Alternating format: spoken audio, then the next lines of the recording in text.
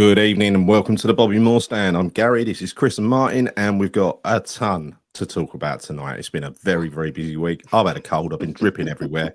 I might have to break up off and sneeze at some point, but let's first of all check how everyone is. Let's start with Martin. Let's leave Chris out. Martin, how are you? Oh, very good, thank you. You all right, Gary? I'm all right. Bit drippy, but you Apart know, from the it's all right. illness. better drippy than a load of green snot, which is what came out of me yesterday. Yeah, I'm glad we're not doing this show in a studio together.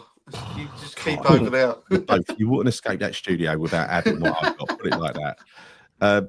Chris, how you doing? Yeah, I'm all right, mate. I'm all right. I'm a bit tired today, as I said to you just now, but yeah, I'm all right. Not bad. Evening, Keeping Chris. Keeping on. Yeah, going to bed at 4:30. It's quite early for you, isn't it? It's 4 a.m. to be precise, but yeah, I didn't fall asleep till 4, so I'm a bit tired today. And it's been pretty relentless at work, right? What with work and West Ham and everything else going on in my head right now, I'm not in an overly good mood, but yeah, who is if you're West Ham? What time to be alive, eh? Oh, very much so. Now I've got a ton of stuff. I've been speaking with Hammers United, and I've just been, a lot of stuff has been shared with me. Some of it I can share with the audience, and I will. Other things I can't. We're going to talk about protests. We're going to talk about the manager because he's on his way. That's clear.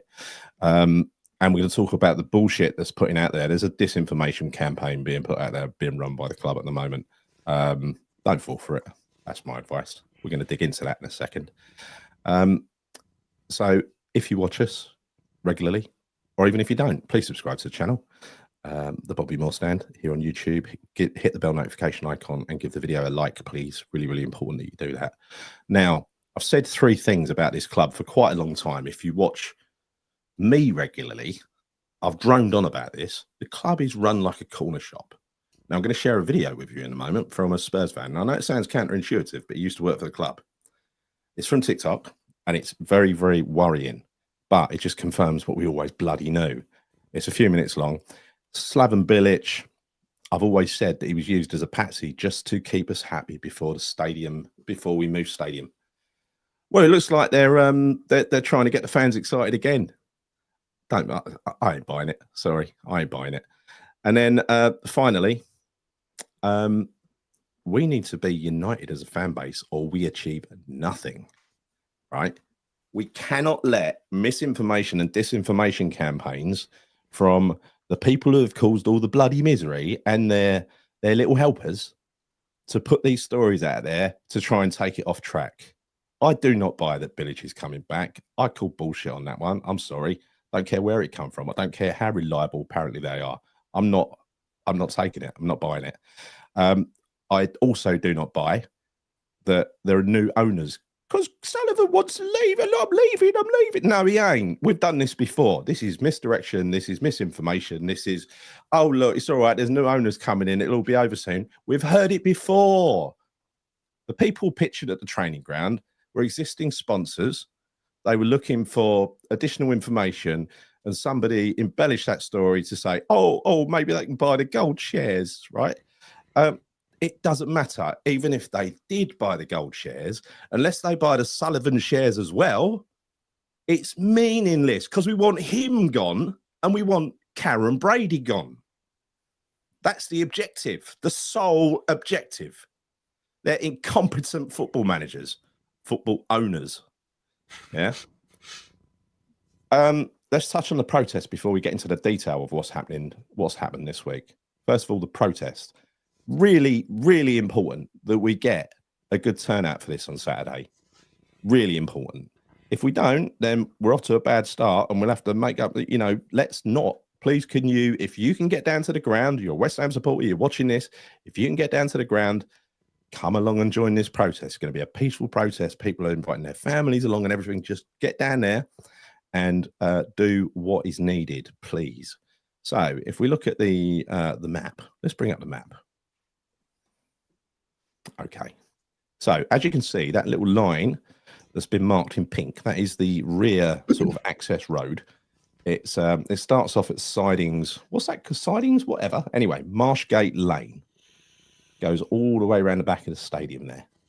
That is the route that all of the players and the directors and everybody drives their very expensive cars to the ground, right? it's very, very important that we are there for the duration that we. I think it's actually starting at 12:45 until 2:15. Saturday, this Saturday. Get there early. Get there early. Get yourself a space. Get yourself a good vantage point. I might get there about 10. Don't want to miss Rolls Royce on me, do we? Going in. You might actually catch them arriving then, because I suspect they'll try and get in there a bit earlier. They will. They will.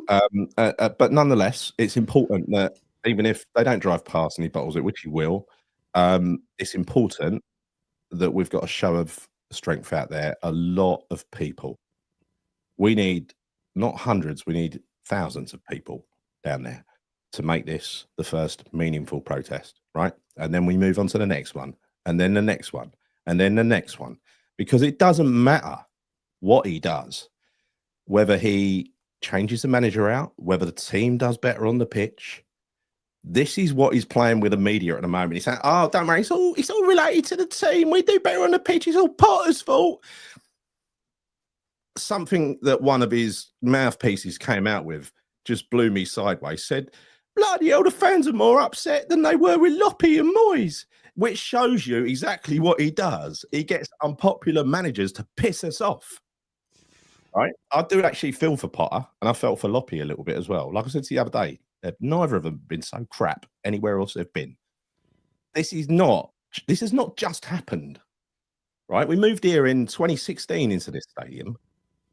But this is 15 years of utter mismanagement from year one, when they slept, they just sleepwalked into relegation. They just let Avram Grant. We all knew he was useless. The players were finding him asleep in his office. He was useless. But no, they had to let him go, didn't they? They had to let him carry on. So look, if you don't want any more of this bullshit, and I'm going to dig down into exactly the details of what that bullshit is later on with the information I've been given from the FAB. This is not just a demand to get rid of Sullivan and Brady. That's a small part of it, right? It is a demand to have a properly run football club, a professionally run football club. Surely that's what everybody wants. Surely every West Ham fan is sick of this, aren't they? Chris? Yeah, well, of course. I mean, of course we are. I'll put a video out later on expressing my thoughts around that statement last night and all my feelings around good video, the board and everything else. And I'm sick of it, Gal. I'm sick of it. And I think there's it's not like this is something we want to be doing. This is something that we have to be doing. We have to be doing it. And yeah, I mean, I'll be there for sure. My son gets it completely.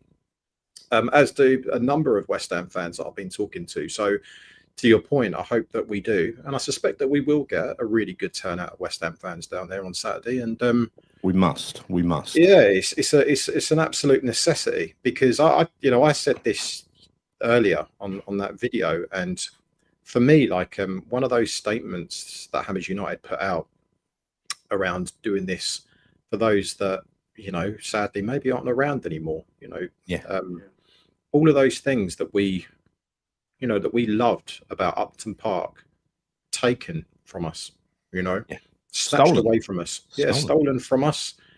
Something that we didn't want to do. We did not want to do that. And I think sometimes, and don't get me wrong, we've had some decent moments, and it kind of sometimes doesn't make you forget. But regardless of results, I mean, even if we get some good results coming up, doesn't mean anything whatsoever. And I just hope that the large majority of West Ham fans also realise this as well, because, annoyingly, I listened to a bit of TalkSport earlier today with Simon Jordan. He was talking, it was all about kind of pretty much results. It's got sod all to do with results. Yeah. It's much more deeper than that. And but that's what the people involved in football, that is what they think. They think fans are thick. Right. Yeah, but they don't. The problem with this, though, Gal, the problem with TalkSport, as an example, is they don't actually understand what's going on, or they'll just follow a specific narrative. That's what they'll do, and some don't actually. But Jim White, Simon Jordan, I can't stand. They definitely go down that route, but there are some other people on TalkSport that don't. But we know what Sullivan is doing at the moment. We'll come to you in a second, mind. But what Sullivan is doing at the moment is he's going to boot Potter out. He's going to bring in another manager. And then the media's been going, what more do you want, West Ham? What more do you want? He's done it. He's got rid of the manager. The manager is not the primary concern here. Be good to see him replaced, but he's not the primary concern. Martyn. Well, I'd say, I don't know, it makes you speechless, but it doesn't, does it? Your head's spinning with it. I look at that statement, it absolutely drives me mad, like every single bit of it. When you read it again, you read between the lines, the way it's set out and everything. It's wow, well, it's shocking. Well, I'll tell you what, that statement was just completely disingenuous, right? Completely disingenuous. And let's start off here, right? Let's start off at what was actually said in the FAB that led to that ridiculous response, which was it was like a written version of what she said on Sky the other week, which is, we've done everything brilliantly. That was really a summary, right? Now, I've got this, this is from the FAB, the Fan Advisory Board, the ones who are leading this vote of no confidence, and or called for the vote of no confidence. And this is the opening statement in the meeting. It says, as you know, the Fan Advisory Board recently issued a letter of no confidence in the chair and vice chair. This was not done lightly. It reflects the depth of concern among supporters about the way West Ham United is being run. We want to be clear. We're not here to score points. We're here because we care deeply about our club, its future, and its supporters. But the current leadership has overseen repeated failures in financial planning, football strategy, governance, and fan relations. These failures are holding West Ham back at a time when we should be moving forward. Other clubs have shown what can be achieved with clear strategy, modern governance, and genuine supporter engagement. We believe West Ham deserves the same.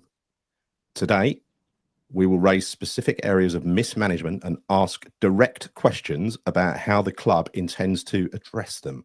Our goal is simple: to see West Ham United governed competently, transparently, and in the best interest of its supporters and its future. This is a pivotal moment.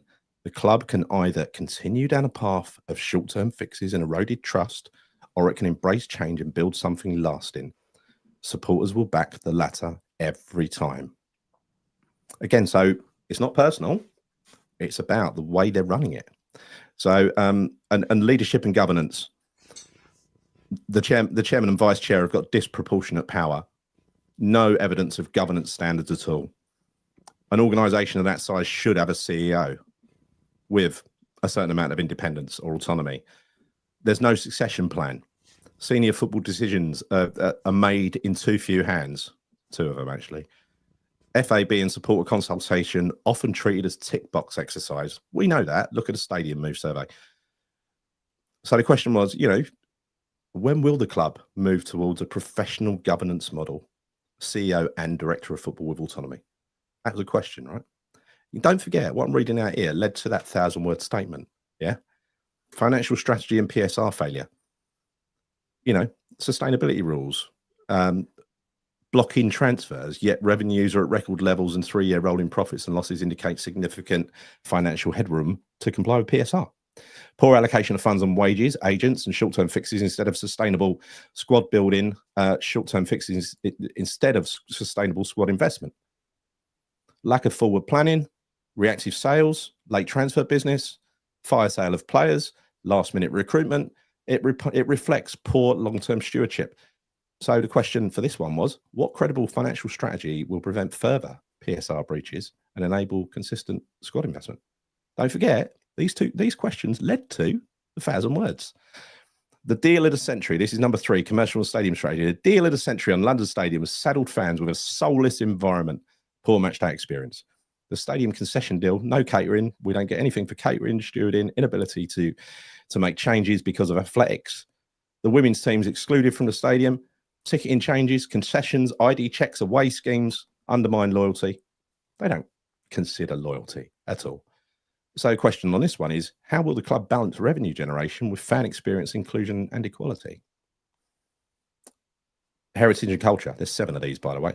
West Ham United, blah, blah, blah. So this is around heritage and culture. And the question is, where is our heritage and why has it not been displayed for 7 years since the written commitment by the board was made? And that's around the medals for the European Cup Winners' Cup, Bobby Moore, Jeff Hurst, Martin Peters, the World Cup Winners' medals, all that kind of stuff. They've gone into hiding.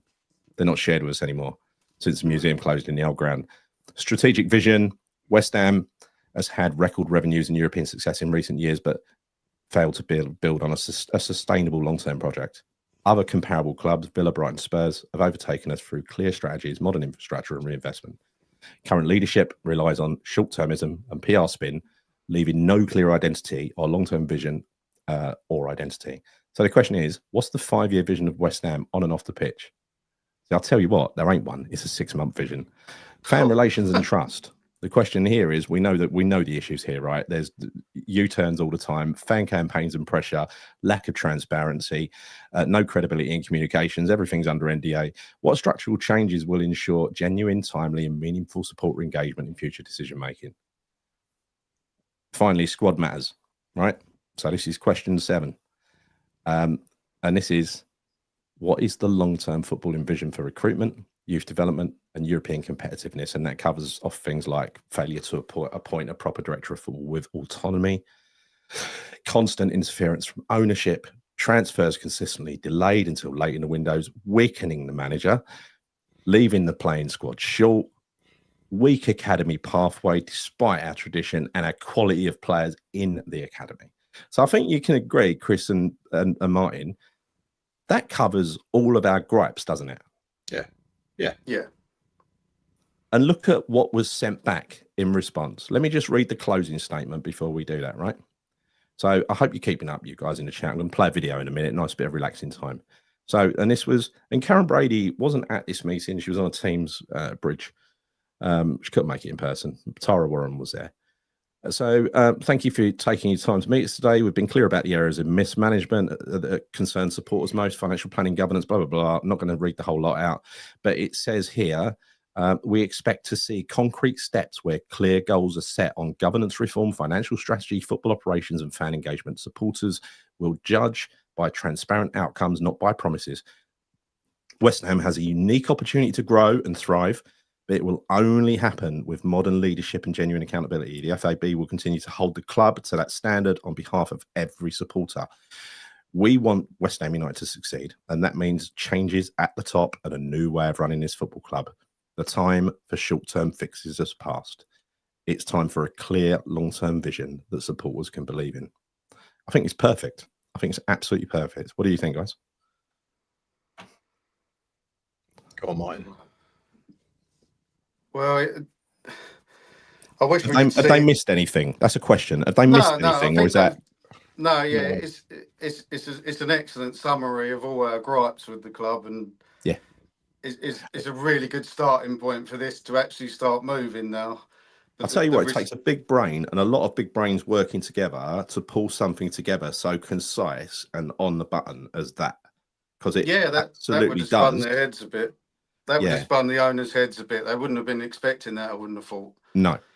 Well, they thought it was going to be another walk in the park, you know. It was going to be like a standard turn up, say something, leave. There you go. I'm going to play you a video now for a bit of light relief. This is worrying.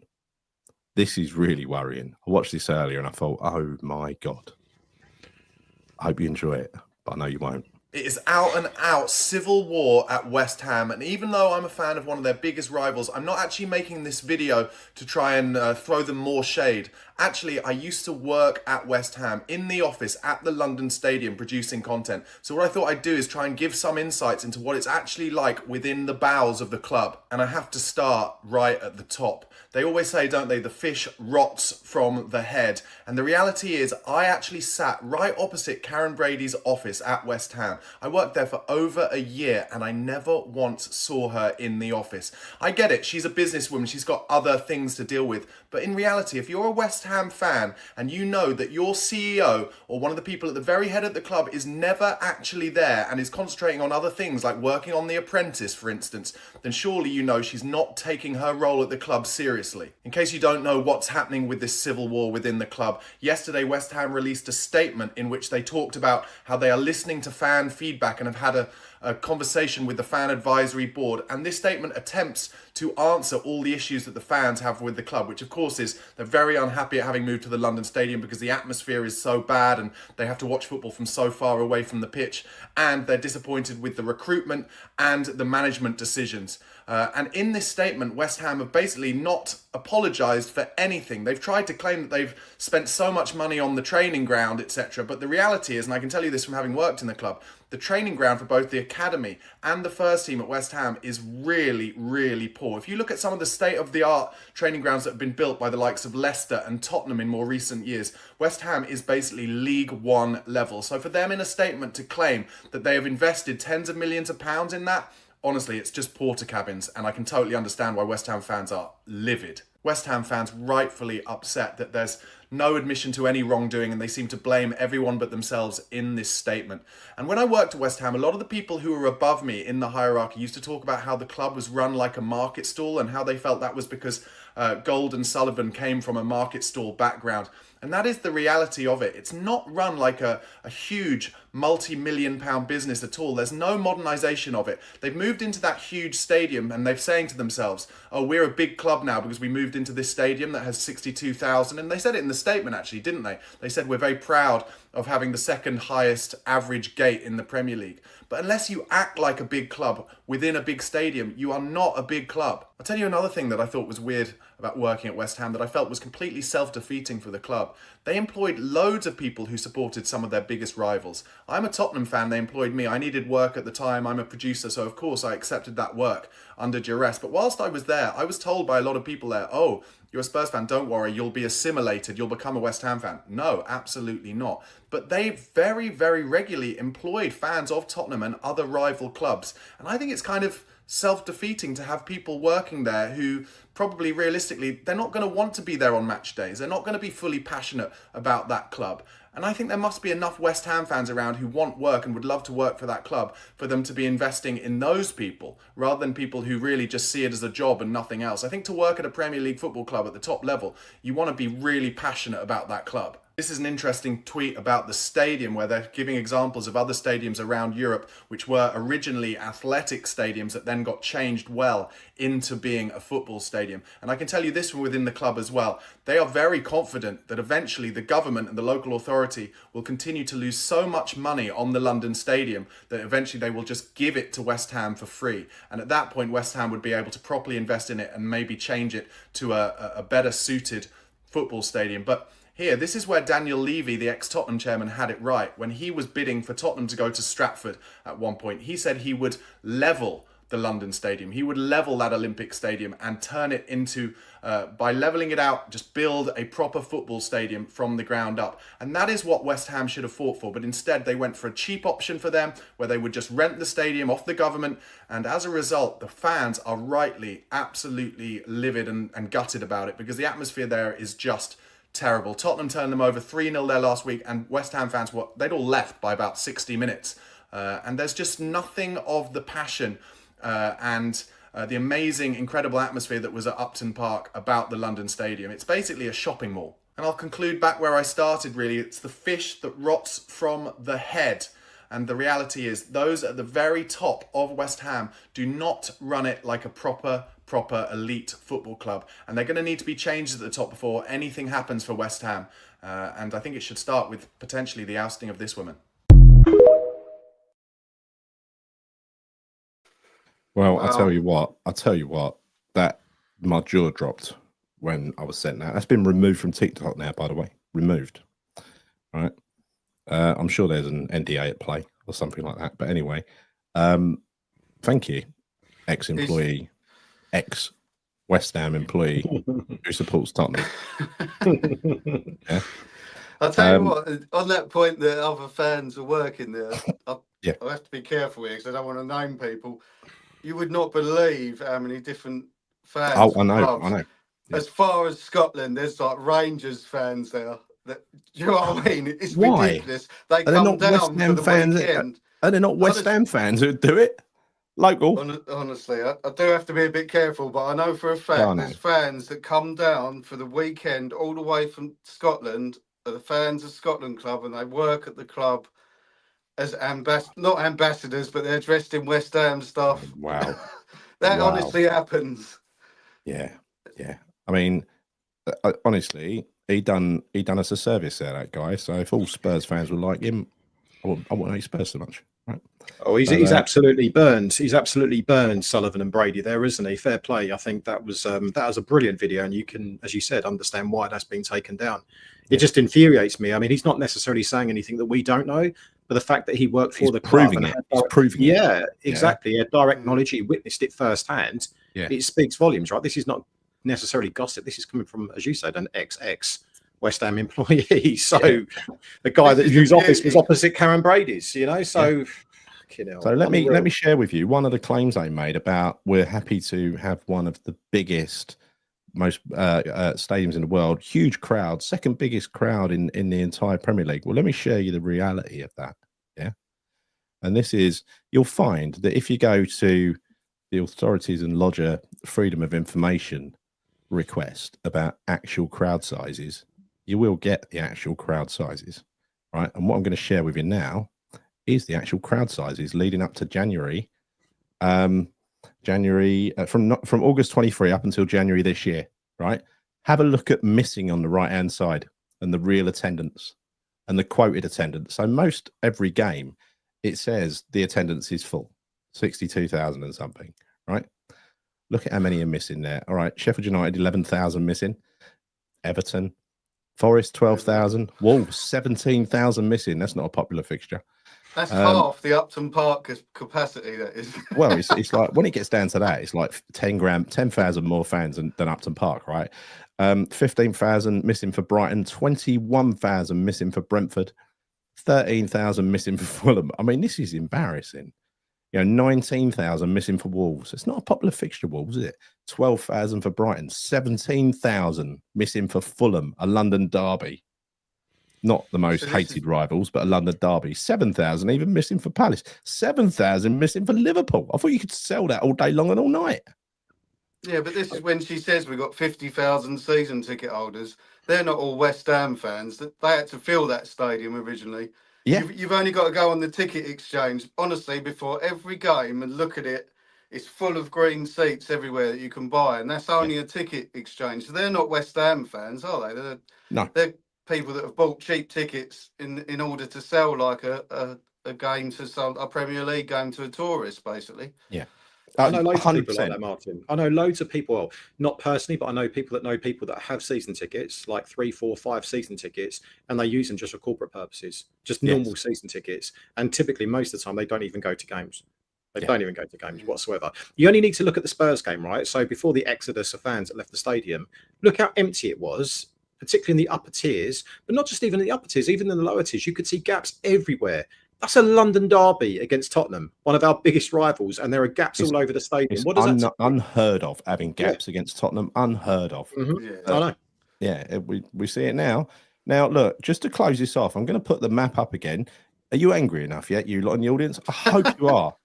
And you want to protest? You want to protest? You want to make a difference? Get yourself along to Marshgate. Is that a goldfish in the middle of that, girl? That little red thing? Is that a goldfish? It's a goldfish, yes. Yeah. That is an athletic stadium, Chris.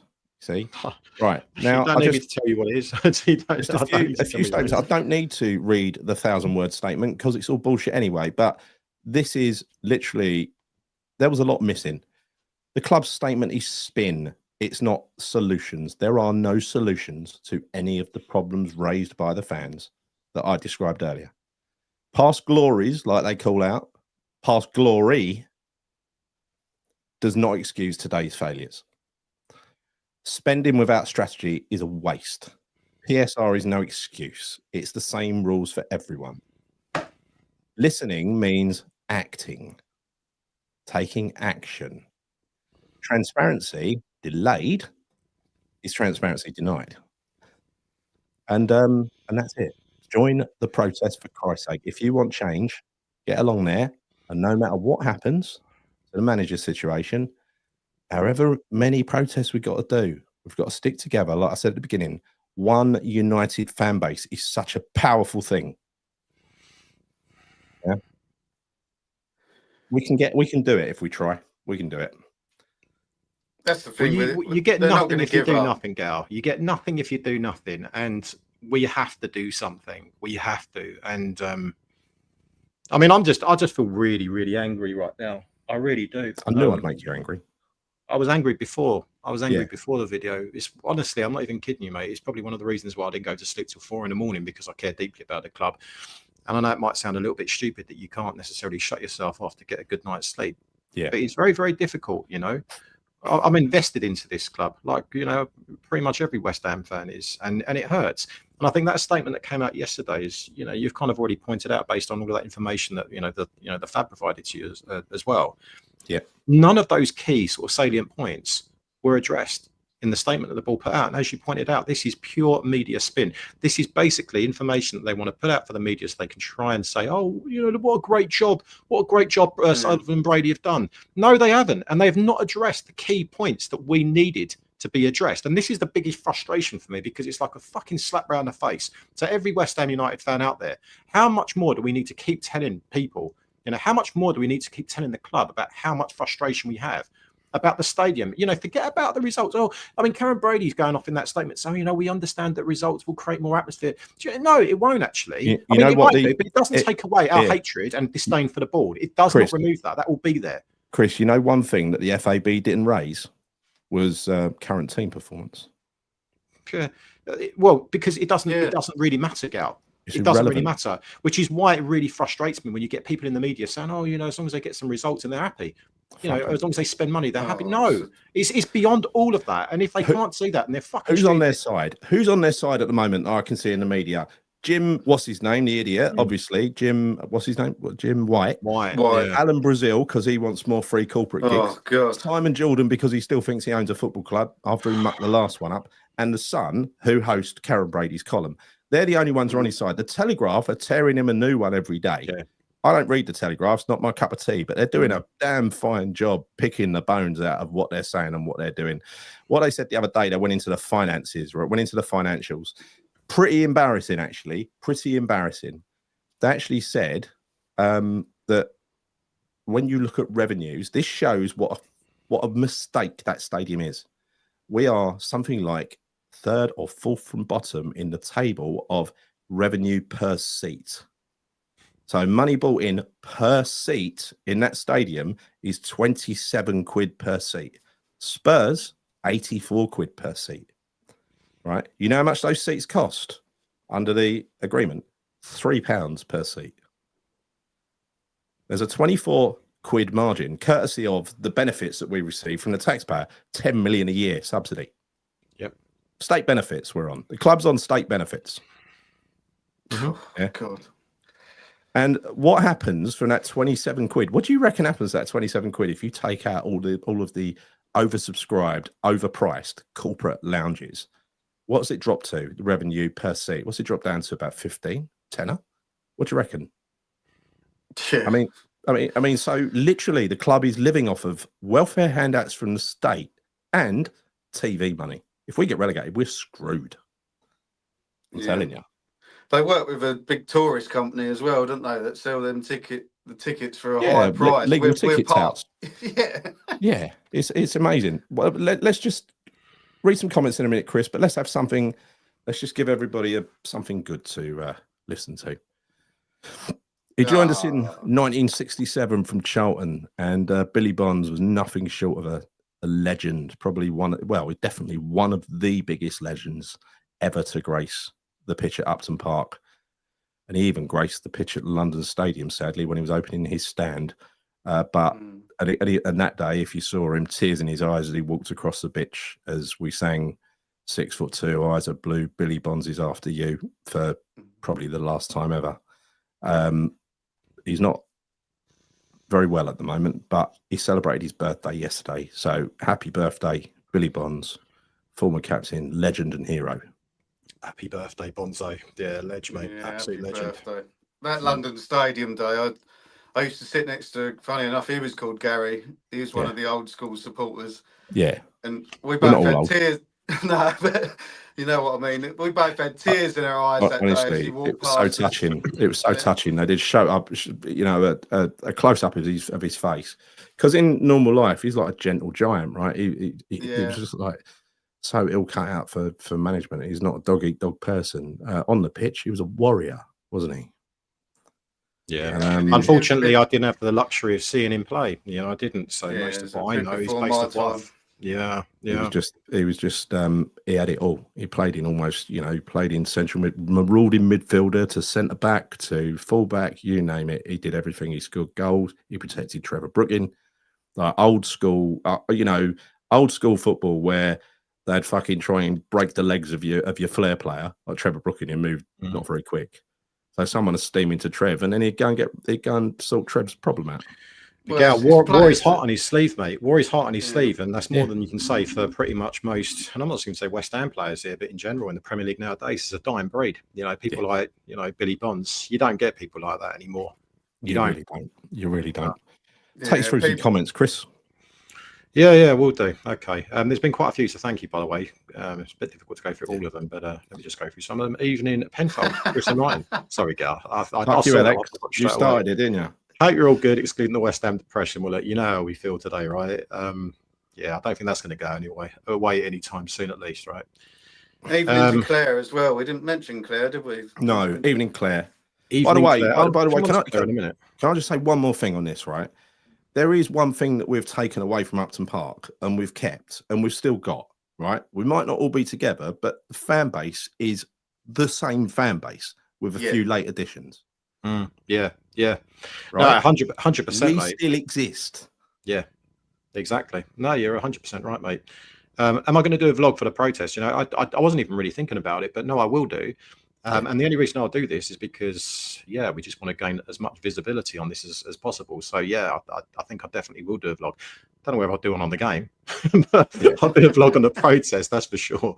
I think, we should do, shouldn't we really, Gary? I think it needs that kind of exposure, doesn't it? It really does. Chris, I think some West Ham are fickle. That's one why we need to carry on as long as it's needed.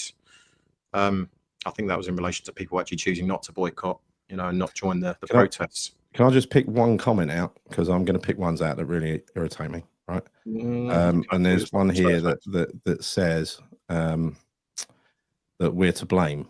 Where is it? We're to blame because we should have stood up united. Well, in hindsight, yes, I can't find it. But yes, of course we should have in hindsight. Don't mean we're to blame. It means someone sold everyone a pup and lied to us. And sorry. Can I just stop you there, Gal? What do you mean we're to blame? I just missed that point. We're to blame for not putting up a fight about not leaving Upton Park. Well, a lot of people were conned. Yeah. Well, we were. I mean, it's not necessarily that we believed that we would get Champions League football in 5 years, but we did believe that they were going to essentially kind of make that stadium, that giant fishbowl that we currently reside in, into actually a football fit stadium, which has never actually been achieved. When you watch back that day, they sat there with Boris Johnson and everything, and it was all announced. And then Sullivan sat there and he said, we're going to be a force to be reckoned with. Don't. And then in the statement they give us the other night, they're celebrating staying in the Premier League.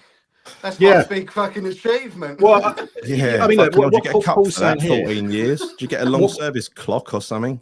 That really wound me up. That one did, and look, to Paul's comment here, the statement is an insult. That's table stakes staying in the Premier League. That is price of entry, right? Yeah, but so is that what they're grouping us in? That group of teams that are at risk of going down, and they've done really well if they avoid it. They absolutely. Yeah, but look. Sorry. This really winds, Martyn. This really winds me up so much because this is the bare minimum of what we should have, right? This is an expectation. Well, of course we should be in the Premier League because we moved from our fucking spiritual home to go to that disgusting giant fishbowl. So, for them to put that out, as Paul said here, that statement is an insult to all West Ham fans. And that particular point in that statement about 14 consecutive seasons in the Premier League. Yes. I'm not celebrating that. Why on earth should we be celebrating that? Karen, it's expected. Can I call you Karen? Only my best friends call me Karen. Lady Brady to you. Sorry, Baroness Brady to you. Baroness. Kaz. Yeah, Kaz. Be Kaz again one day, don't worry. But it's an absolute, Paul, you're absolutely right. It's a complete and utter insult. And if anyone has actually read that and thinking, yeah, you know, they've done a decent job for us. I think you need to kind of give your head a wobble, you know, that old classic saying, because it's an absolute insult. I mean, it really, really is. Yes. Message from Gemma. This TikTok has now been removed from the platform. I wonder why. Yeah, well, because it's fucking damning. That's why. And the club do not want to be seeing that. No. I'm glad you got it though, Gal. Keep sharing that. In fact, I can't tell you sent it to me, but it's a good source. Yeah, I'll stick it out on my TikTok as well, Gal. We'll we should all stick it back out. We'll do it. Yeah, don't worry about that. Let that go viral.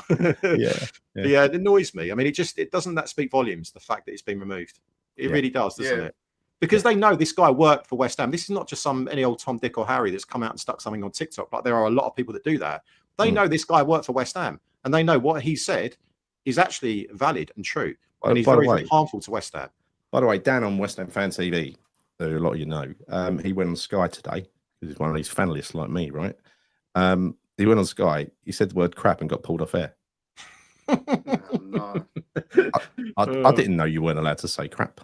I didn't know. Lucky. Thank you, Dan. You found out for me.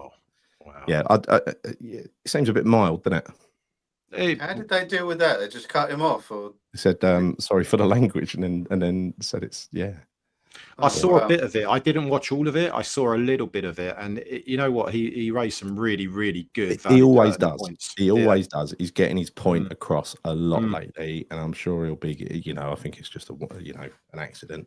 Ain't the worst thing in the world saying crap, is it? Crap. You know. So this fella, he works with Chris Cowling. I don't know. He's on the Spurs YouTube channel. Okay, yeah. Well, whoever Chris Cowling is, he's got good taste in his Spurs fans, because he's a top draw bloke. He's top draw.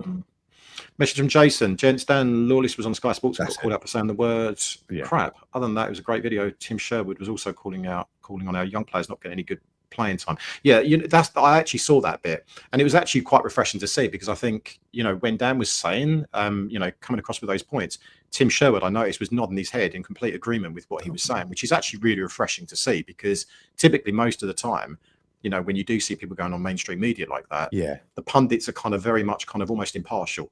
But he seemed to be very much siding on the West Ham fan side as well, which was nice to see, actually. They are, unless you make good, well-founded points, then they have to agree with you, right? Because you've got the freedom on that platform to sort of make your whole point, not just a little couple of words of it, right? Well, it's a really, really valid point, because, and I said this earlier on the video I did this morning, was when you look at some of those young players and you go back to that statement about how we're trying to integrate young players into the first team. Well, who? Tell me who has actually been getting much any playing time this season? You look at Freddie Potts. Yeah, but this is the problem though, Gary. Right, Freddie Potts, he plays, and I'm going to put aside the other players for a second, Gary. Right, just hear me. I'm going to put aside the likes of George Earthy, Callum Marsh. I'm going to put them to one side, but just look at Freddie Potts as a prime example. He's playing in a position that for us right now is much needed. We are incredibly weak. We have no legs in the middle of the park. He's someone that he's getting no minutes whatsoever. Could he do a worse job than Thomas Souček and James Ward-Prowse? Well, I can tell you now, no. There's no way on earth he could do. So I don't even see that as a risk. It's more of a risk playing Souček and James Ward-Prowse in games every single week in, week out. But if you put Freddie Potts in there, guess what? The West Ham fans will get behind him 100%. He will be motivated to do really, really well for West Ham. Absolutely. It doesn't make any sense. You see what those kids done last night? Did you see the front five of the? You mentioned it earlier. Talk about it, Martyn. Yeah, it was fantastic. It was a breath of fresh air watching it. Really. Phil Fearon, who all of us were fucking obsessed about after that one little cameo, he's setting it alight. He can't get near even the bench. He looks. Well, you look at all the other big teams like Liverpool and Arsenal. They're sort of really going to win things, but they're still finding ways to play like 16 and 15-year-olds. Yes. It's mad. Like I always say, we beat Arsenal in that Youth Cup, FA Cup final, and from that, we've not really seen anything. We absolutely destroyed Arsenal that day, and Arsenal have got one of them players has played for England. That's how backwards we are in promoting the youth. Honestly, and we had the best. We had the team that beat that bloody Arsenal team. We've got some outstanding players. We all know it, and we all know they're going to struggle to make the transition. But that's when you have to stick with them, and you have to give them another chance. You don't put Scholes up against Salah. He gets rinsed, and then you drop him forever. Yeah. When I look at that youth team, there's answers there that are better answers than Rodriguez, for example. Well, we're trying to offload. Kante. Yeah. I mean, what's the point of just what's the point of playing these players like Rodriguez and instead of our youth? Like, what could be? There's no benefit of it at all. We're shutting the door on the youth players. That route that she speaks about. By the way, I've often said that I suspect I've got my suspicions about Noble. I loved him as a player, Mr. West Ham and all that, right? But he plays the game with them, right?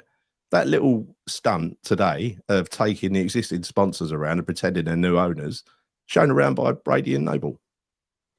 You think he's drunk the Sullivan and Brady Kool-Aid, do you? He's a fucking employee who does as he's told, right? I'm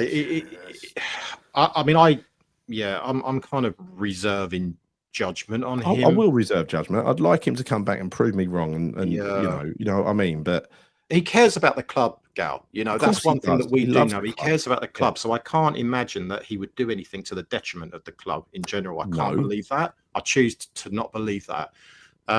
But yeah, there are certain things, I guess, as a duty of him basically performing his role that might look like he is.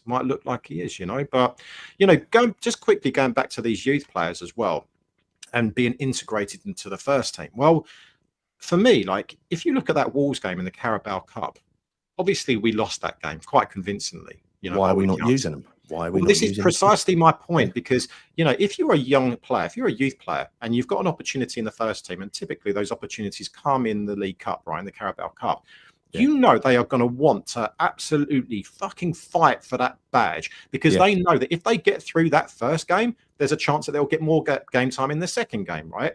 That was a great opportunity to blood some youngsters, but we didn't do it. That was a great opportunity to play Freddie Potts. We didn't do it. So, you know, that for me is a prime example of the fact that we are not integrating these players into the first team. I had someone pretty much debating with me earlier on, saying to me, "Oh yeah, but you don't know these players are good enough, or you're deluded because you think the youth players are better than what they are." No, I don't. But we won't ever know. And if the players aren't performing right now, our first team players, then why on earth would we not give some of those youngsters a chance? Not all of them, but definitely Freddie Potts. 100%. It makes no sense whatsoever. You know, it really does. By the way, Kat here, is that the name of your podcast, Kat? Kat Mum Who Irons. That's brilliant. That's brilliant. Get along and subscribe to Claire's podcast. Yeah, we all need one of those. Or TikTok or what is it? I've seen you on TikTok. I know. So, support Kat. Support all cats. Right, let me keep going through this. Right, yeah, Claire, big shout out to Claire. If you do what you've always done, you'll get what you've always got, and that is now. So that's exactly to my point that I said earlier on, Claire. I think like you do nothing, you get nothing. So we all know what we need to do. You know, not only this weekend, but you know, subsequent weekends after that, particularly the Brentford game as well. It's like people have been saying to me this year, "You're the problem. You're renewing your season." No, I go to football. I like going to football. I'm carrying on going to football. Those fuckers are not having me down the legacy bucket, walking away from the stadium. That's what they want. That's why I'm not giving it to them. And Chris is the same, and Martyn's the same. No, we're going to be there. We're going to be there renewing our fucking season tickets. Sorry, that's what we're going to be like. I'm not even I don't care if we want them to leave, not us. Give us a crap stadium, whatever. I don't care. I'll watch West Ham on a field. West Ham till I die. Yeah. But equally, I understand. Equally, though, Martyn, I understand why people have decided not to renew. I totally get it. We were talking about it's a personal choice, Chris. It's a personal choice. Some people had a skinful of it, and I understand it. Some people can't afford it. It's still a cost of living crisis, right? Even though they're putting the prices up. So look, some people just hate it over there. So absolutely get it. But one thing we cannot do, going back to that fan unity thing, is dig each other out. We've got to support each other. I agree. Yeah, no, I agree with you 100%. It's a big commitment of time and money, and if you stretch yourself to do it, we're fans. We do it. We stretch. You might be all right financially, but time is as valuable, and you stretch yourself to give that to the club, and then I can see why they start thinking like, why am I doing this? Because it's not good for your mental health. I can understand people's decisions. 100%. No, it's not. It really ain't. Steve says, never forget what Noble said in last ever game. And that tacky thing that they did in the end there with the fireworks and God knows what else. We're not run like a circus anymore. Yeah. I wonder if you still think that, mate. Standing Di Canio by the bloody he couldn't spot, see that now. He scored that goal, and then now that spot's completely destroyed. That's how valuable it was. Noble said in his book he liked the way Allardyce played football, and he didn't care about how we played as long as we won. Well, to be honest, for that in the last season, I know a lot of people hated Allardyce because of the way he was, right? Yeah. Allardyce was a good manager, and it was a fun period for us. I remember him laughing with that geezer that dived. Do you remember when he was on the touchline and the geezer dived and he's laughing at him as he's got up, he went ballistic. He was a big character, and you need a big character. Moyes is a big character. You need a big character to manage in this football club. You cannot be a shrinking violet because you won't last, right? Yeah. Allardyce's last season, he had, go back and look at the records because I can't quote it to you. He had the most amazing transfer window in the summer. He brought in some talent, and we were in top 6, and we were 4th. So you're talking about the likes of Diafra, Sacco, yes, Valencia. Yeah. We were flying. We're 4th when the transfer window opened. Transfer window opened. Sullivan, not going to spend a penny, not going to build on it. He said, I'm going to say, told the media, I'm going to sack Sam in the summer. Yeah, and so we descended. And we finished the season in 14th. We hadn't gone out of the top 6 all season up to that point. Yeah. That is destruction, willful destruction. Yeah, but I've said this earlier on. You know, when you go back, and I go back to the 21-22 season when in the Europa League, you know, we were third. We were third in November. 3rd in November of 2021. Yes. You know, we were absolutely flying in the league. Squad was doing fantastically well, clearly doing well in Europe as well. And then we come into December and we sustain a whole shitload of injuries to key players that impacted our season. Now, we all knew at that particular time as fans, it was so clearly obvious to see that we just needed to invest, you know. And I think if the board are really that ambitious, like they say they are in that stupid fucking statement, then they would have stuck their hands in their pockets and realised, you know what, we need a left back, we need a striker. You know, what did we sign? No players in that January transfer window. And what happened? Well, we bombed out of the Europa League. Albeit at the last for us to actually win that and get into the Champions League. And we could have done that. You know, we could have done that. But it just goes to show that they lack ambition. They do lack ambition. I'm sorry. It's absolute bullshit. And there's so many examples of this over the years when they've bottled transfer windows. Sorry, Martyn, go on. I was just going to say, that's in the statement, isn't it? When they say, someone broke it down on Twitter earlier. I can't remember the actual figures, but she says in the statement, or whoever wrote the statement, that they averaged a net spend of 100 million over 3 years. Gross spend. Oh, right, yeah. Oh, net spend of 100 million, gross spend of 450 million over 3 years. Yeah, so on transfers, yeah. But when you actually work it out, over them 3 seasons, it's 38 million. They just randomly included a 4th transfer window, and that was the window Krasinski came in, and they had that extra investment, so they had a bigger net spend. Well, yeah, but you know what that extra investment was used for? It wasn't used to buy players from Krasinski. It was used to pay Sullivan and Goldback their loans. Yeah. And to settle the loan with, you know, the whoever it was at the time. But yeah, it was a big loan outstanding, and those 2 loans. So it didn't go to squad building at all. It was just like money for old rope. They rate the club. This is about the Telegraph article yesterday, where they rate the club as worth $1 billion. Right now, a club is worth roughly. They usually priced it around 3 times their revenue. That's an average club. It's in London. You put a premium on top of that. So $1 billion would be fair if we owned our own ground. But we don't. And with the American owners, Americans are big believers in real estate. Yes. Big believers. Yeah. I don't put us any more than between 6 to maybe 700 million. No more than that.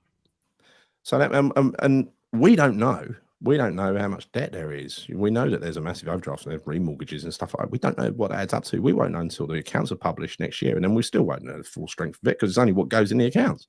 But say, just imagine that we've still got a couple of $100 million debt.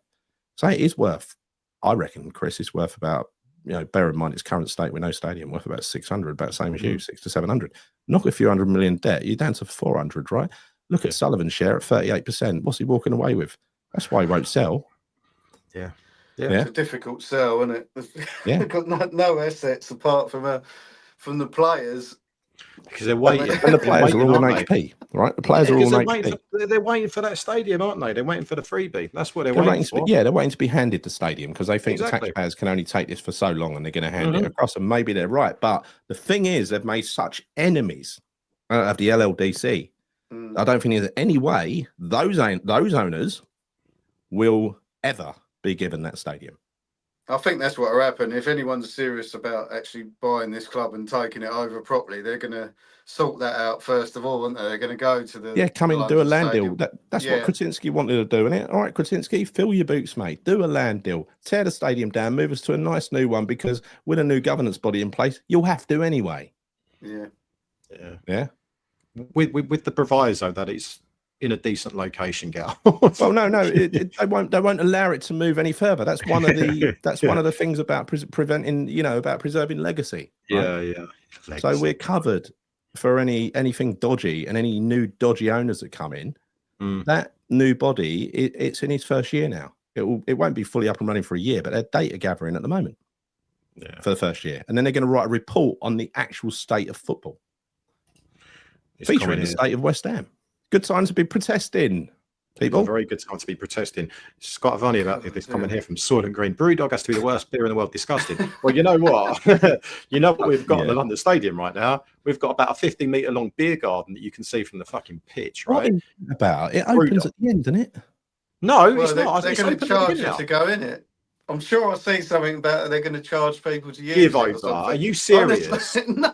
Entrance fee. Are they going to charge a season ticket? They're going to sell what is this? Like a fucking club now or something? Like, it's nothing to do with West Ham, but it's something to do with the stadium. They're thinking of having like a £6 charge so you can go in there and be less hassle free. Honestly, I've seen something about that. I don't know. What do you mean hassle free? Like, honestly, like, who in their right minds would pay money to go and stand there? I mean, none of us fans even want that bit of space. We don't even want it. Lovely big telly, though, behind you, Chris. Lovely big telly. Oh, beautiful telly. It's just so frustrating. Like, honestly, every time I walk to my seat and I walk past that, that's another 5 minutes sometimes getting to my seat just because of that stupid fucking beer garden. It's an absolute disgrace. I can't think, right? And I was thinking about this earlier on about, is there any other stadium that I can think of where, there's got a beer garden inside the stadium? No. Yeah. Like, is there? No, there isn't. Is that a rhetorical question? I'd love to be proven wrong on this, just so I can laugh at the other club that also has a beer garden. But Christ almighty, I mean, it is so embarrassing. So embarrassing. Is it probably the biggest beer garden in the world? Is that what it is? You can't watch the is there one down the other end during the game either, can it? No. I think down the other end it's like an empty kind of area, isn't it? Yeah. I don't think you can. I've not been down it in for quite a while, but I'm not sure. That's for growth, isn't it? That's for growth. You can. And why do they keep bringing that bloody DJ back? Gives me a headache. Oh God, him, yeah. He's an Arsenal fan, isn't he? He's an Arsenal fan. Tell me that. I swear I think he's an Arsenal fan. I know you're talking about the guy the guy that was DJing for when we were in Europe, right? On the stadium. Yeah, I'm pretty sure he's an Arsenal fan, but he's giving it West Ham a massive and dancing around and stuff, right? Yeah, he's not a West Ham fan, mate. Definitely, I know that much. I can't remember what club. He's not West Ham. That's the ultimate insult. Our DJ, not my DJ. Yeah. Next they'll be telling me the bloke that's inside that Hammerhead costume is an Arsenal fan or something. Yes. If Carlsberg did shit beer gardens, that's yes. Oh my God. I wonder who is in that little Hammerhead outfit, Aaron, did Jack Sullivan go in there once? Was there a rumor that Jack Sullivan was in there? There's no beer gardens inside. There's no beer gardens inside looking onto the pitch in American football stadiums. No, this is a unique feature of our athletic stadium. That's what it is. You can't even be in sight of a football match in the Premier League and drink beer. So what's the point? That's what I was thinking. That's what I was thinking. What are they going to do? Put barriers up so you can't see? Yeah. Is that what they're going to do? Or kick you out before the game starts? Presumably you pay more in the beer garden to get a view of the pitch as well. I don't know. Maybe that's going to be the next thing they try and do. On a sunny day, you get to put a towel down and strip off. What do you reckon? You must do. You must do.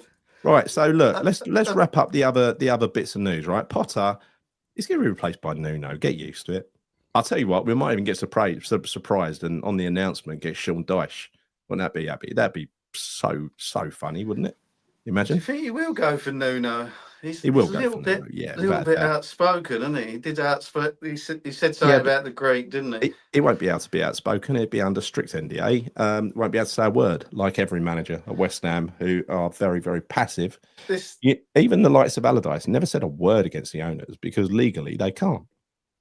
This is the thing. I think Chris, he mentioned it on his video this morning, but I can't. We've never had the manager that someone wants to buy out of his contract, have we, or anything No. like that? It's always a manager that's desperate for the work, and then I'll tell it you what. becomes you got to like please everyone at the club. Yeah, you have. You got to be grateful to have the job. That's what it's all about. Be grateful because you're out of work. I gave you this job, so you're a bit desperate. You're going to sign these conditions at NDA. If a journo asks you, do you support what the fans are doing? You got to say, oh, no, I support the board. The board are doing a great job. Fantastic. You know, that is what it's all about. They tell them what to say. You know, it was spooky. It was spooky about reading Karen Brady's statement. I almost heard the words of David Moyes through reading that statement. He said, West Ham, a European trophy, right? That, I think, was those words were put into his mouth by their PR people just to fucking wind us up. Mate, it's difficult. You don't want to belittle that trophy. No, I love that trophy. I love that trophy. It was a great achievement for a club that ain't seen fucking silverware in 43 years. It was wonderful. It was. We was I'd swap it all, though, Gal. From the swap beginning. It all. I'd swap it all to go back to Upton Park in a heartbeat. Heartbeat. Yeah, absolutely. You don't need to swap it, though. We would have won that at Upton Park. We probably would have won the Europa League at Upton Park. Wasn't there a statistic that said that our team, in terms of value, was worth all of those other teams competing in the Europa Conference League that season together combined? Yeah. So absolutely. If we didn't win that, it would be, frankly speaking, a complete outright embarrassment. It would have been, particularly with the players that we had as well. Well, Moyes would have got sacked. Moyes would have got sacked, and we would have got the geezer from Fulham. That was already a done deal. But then he won the cup, and obviously Moyes got friends in the media. Sullivan only cares about the media being friendly to him. The media that he's blacked out this week because they dared to disagree with him. He's even cut off a few of his ITKs. Well, one anyway, but the other one's in full flow. But anyway, Gal, before we go on to your next point, all right, talking about that statement again, there was one bit. There was one bit. Well, not one bit. There was a lot of bits. There was a lot of paragraphs in that really wound me up. But this one for me, like this one really, it made me laugh, but equally made me really, really angry. And I just got to read this out for you. You would have read it already. But I'm going to go through this. So we believe that the biggest strength of the men's first team training facility at Rush Green is the unique, intimate atmosphere enhanced by the people within it. Something that certainly didn't hinder the club when winning a European trophy just 2 years ago. Like they had to put that bit in there as well, right? And something that again is thriving under Graham Potter, right? That statement alone, it was almost like my fucking head exploded because thriving under Graham Potter. So are we kind of referring, or are they referring to all of those lovely videos that we see on social media when they're filming them training and doing their little dances and all this stuff? Oh, they're having a great time because of the people inside the training ground. So they're not actually talking about the facilities in the ground. They're talking about the people. So what I said earlier on, and it genuinely, we might as well have a fucking Wendy house and get the same people in the Wendy house. That'll work. That'll work because it doesn't matter about the fucking training facilities. It matters about the people. That's all that counts. And it didn't hinder us winning the European trophy. Well, Potter wasn't manager when we won the European trophy, and half of those players weren't there when we won the Euro. What are you actually? What do you even mean by that statement? It's almost it's just a disgrace. Reading that is so funny, wasn't it? It's a joke, isn't it? That paragraph. You mean to like say if you was trying to sell, like an estate agent trying to sell that training ground. It's the next bit. Good people that work there. It's a unique atmosphere. I mean, I stayed in a tent one summer. That had a unique atmosphere. We've got a bunch of fucking comedians at the training ground. They'll make you laugh, and it's going to bring to the next point, right? Okay, the coach has made clear his philosophy of developing an environment of trust and togetherness built on the values that underpin the identity of our football club. I don't know what our identity is anymore, and I don't even know how the fuck Graham Potter knows what our identity is because the geezer has not got a clue. He has not got a clue how to run this club. It's not his fault that he's rubbish. You know, it's Sullivan who employed him in the first place. You know, including the importance of the pathway for young players in the academy. No, having a go at him, honestly, it gives me a bit of a heavy heart having a go at him because the geezer had no chance. He had no fucking chance. Had it in for him from the start. Turns out he don't help himself and he puts Ward-Prowse and Souček in, and he's basically proven a lot of people right who didn't rate him fine, right? But I do feel sorry for him on a human level, like I felt sorry for Loppy on a human level. The geezer was a nervous wreck by the time he left. These people have never worked for someone like this before. Someone needs to put the pictures of before and after when someone starts being West Ham manager and they're only there for like 6 months. They look about 5 years older. Look at Potter now. I do you disagree, remember how Anthony. bad Bilic looked towards the end of his Oh, tenure? he was a nervous He's wreck. I mean, battered. can I just respond to Anthony Lowry? Obsidian Curse, we are a business, not a football club. No, we're not. We're a football club. We love the football club. We don't love the balance sheet. We just expect the balance sheet and the business to be looked after properly, so we don't have to worry about it. Yeah. Right? We shouldn't. They even broke be Bilic. concerned They with did. with They the did. money. When you see what happened to Bilic, first of all, he was sacked too soon. We wouldn't have gone down under Bilic. We wouldn't have gone down under Pellegrini. It was an early chance in both cases to bring their bloke in. Safe, boring, always going to stay up. David Moyes, because that's literally the only goal they've got. Gary, the alarm bells for me were ringing, right? That first season when we moved to the London Stadium, and you look at our transfer activity. Zaza, Faguli. Yeah, Zaza, Faguli, Gökhan Toure, Nordveit, Jonathan Kelleri. I mean, all the crap.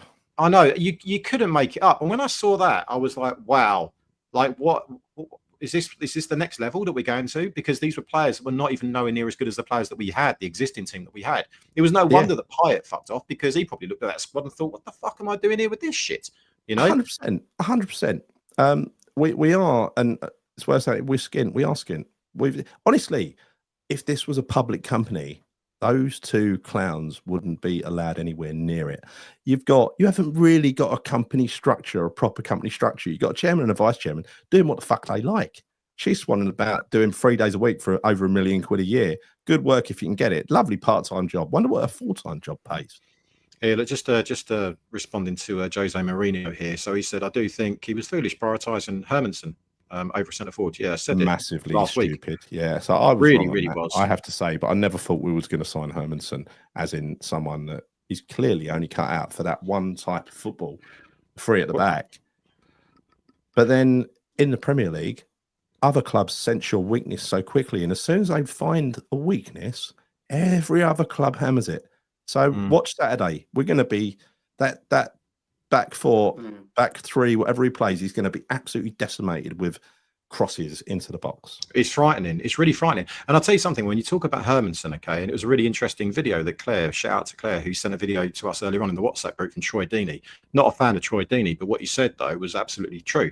You know, when you look at every single player that we've pretty much brought into the club over the summer, maybe aside from Callum Wilson, has experienced relegation. So these guys are basically accustomed to losing games week in, week out. Hermansen's one, you know, you've got Kyle Walker-Peters being the other. You've got, all right, Matias Fernandez, yeah, he's a good player, but he's also losing games. You know, we want fucking winners in our team. You know, but the problem here is that we've got a bunch of players that are probably low on confidence, and you bring in a bunch of players that have just been relegated, are used to losing. What kind of atmosphere does that bring into that squad? The other day, you know, I was thinking you got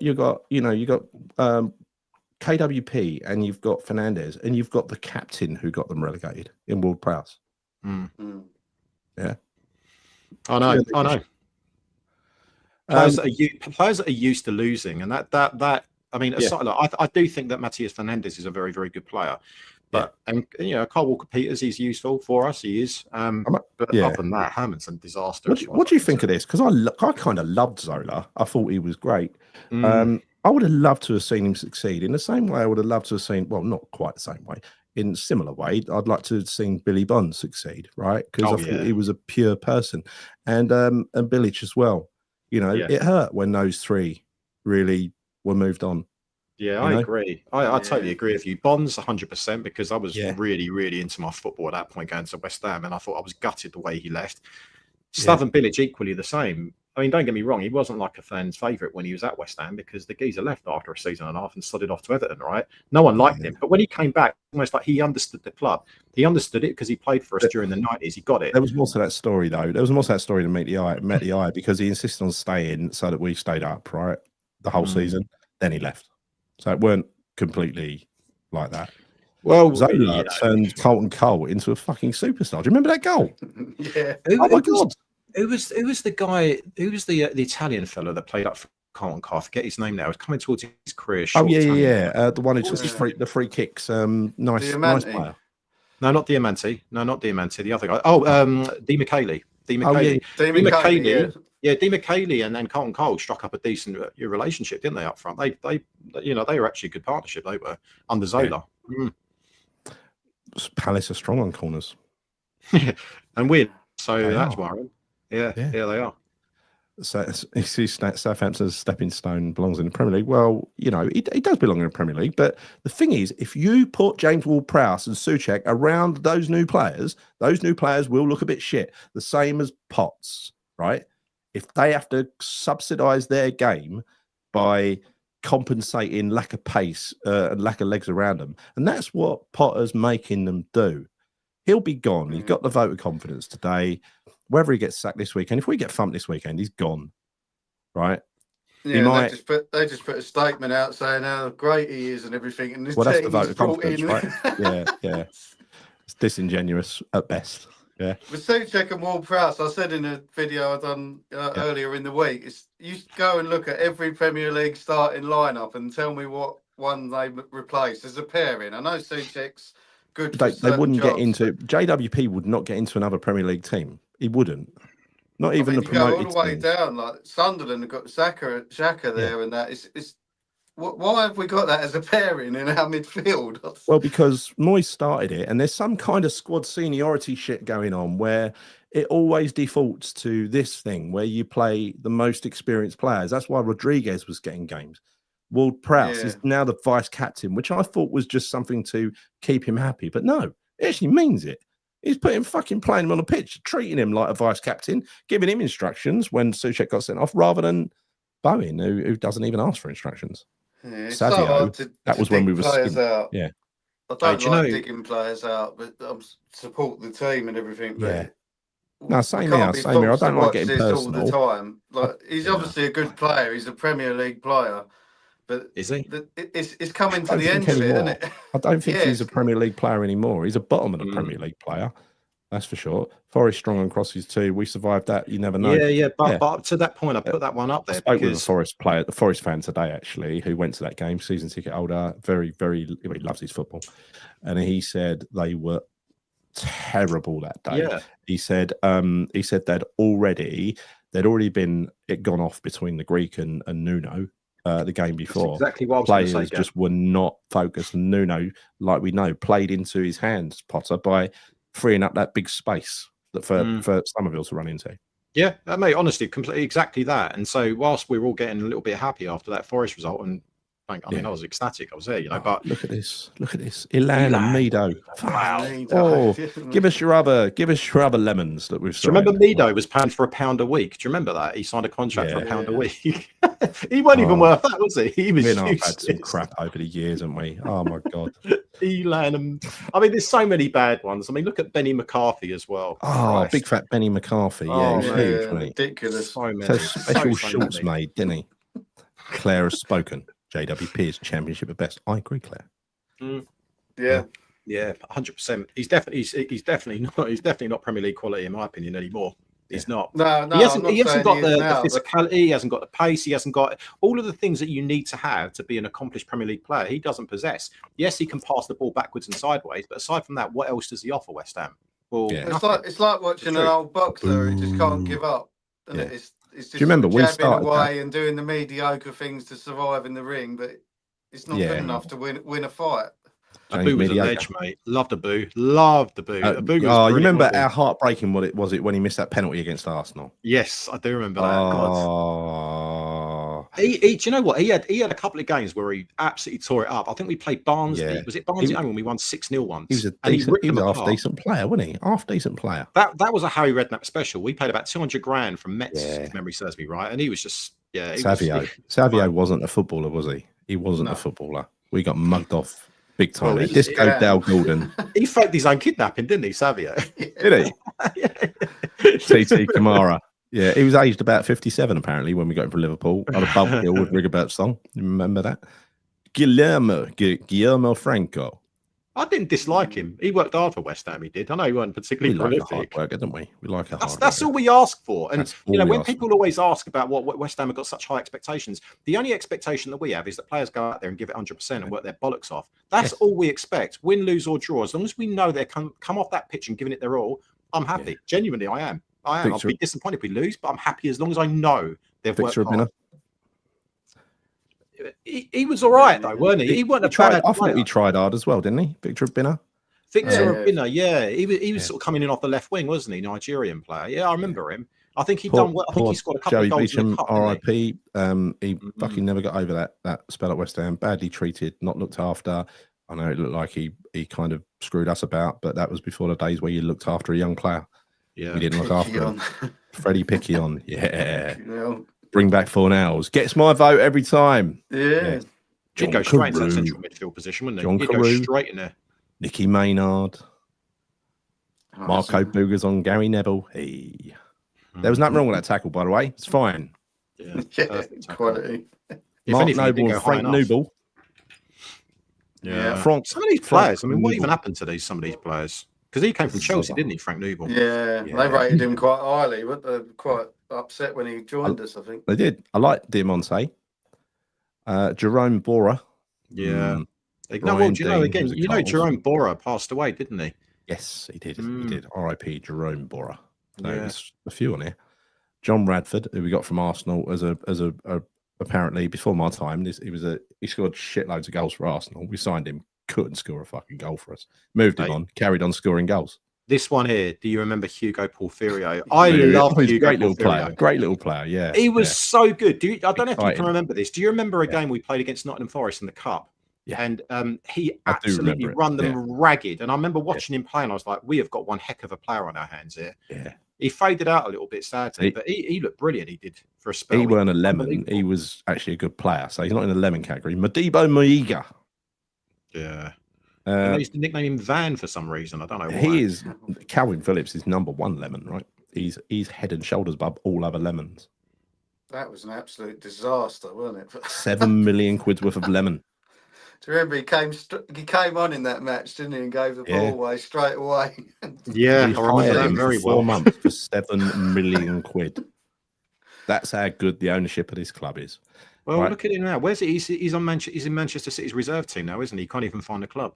Yeah, of course he can't, because he's blown up. He's finished. Radoslav Kovac. Scored a banger against Everton, though. Do you remember that goal he scored against Everton from about 40 yards? That's the one thing I remember about Kovac. Here we go. Yeah, I do remember this. Do you remember the game where we're losing 2 or 3-0 and Harry bought on Dimitrescu, Futre, and Radichoy? I do remember that game. It's funny. Harry would just throw attackers at it, wouldn't he? Mate, no. Do you know? I think this. Fun. I don't know what game you're referring to there, Darren. But I remember the game when we played against Southampton, and he played Radichoy. I think Paulo Futre come off the bench, and we might have been losing that game. And he always come off the bench. Unbelievable. Yeah, but he was unbelievable, though, wasn't he? Like glimpses of that world-class player we signed. Raggy Soma. I remember him. Yeah, back in the mid-90s, weren't he? Centre half. Yeah, I remember him. I wonder who Balfour was. He meant Bulldog.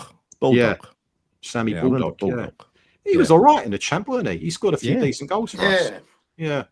I mean, look at that. Haller and Anderson Haller, they were both good players. I mean, that season, I went up to see Newcastle when we beat them 3-0 in their backyard. Anderson was spectacular that day. Really, really good. But he just couldn't play in a defensive team. So when we were under the cosh with Moyes, he was pointless. Haller, he should have been successful. Yeah. But we had to craft the way of playing around him, didn't we? We had to get help up to play with him. Moyes weren't interested in that. One up front, nothing else. Jelic. I always remember Anderson at Southampton away. I think it was like Boxing Day or something. And he scored 2 goals.